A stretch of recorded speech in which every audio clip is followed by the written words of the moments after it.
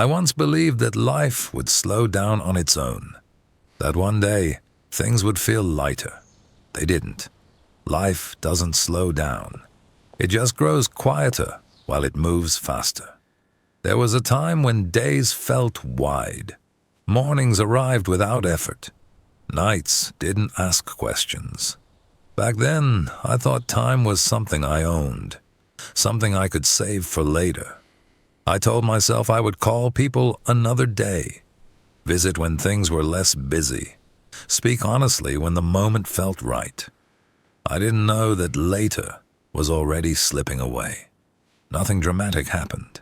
No moment announced itself as important. Life simply kept going. And slowly, without asking permission, it changed the shape of my days. The people I once saw every week became names I thought about only at night. Not because something went wrong, but because time quietly rearranged everything.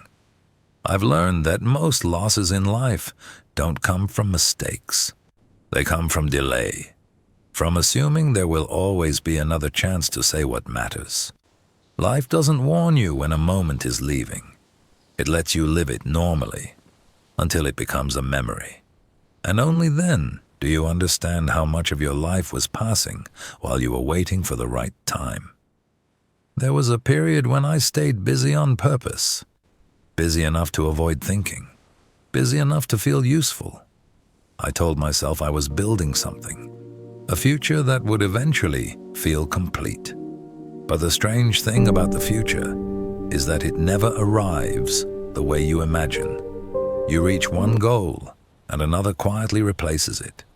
You solve one problem, and life offers a new one in return. Somewhere along the way, I stopped asking myself if I was actually happy. I assumed happiness was something that came later, after more time, after more stability, after I became a better version of myself.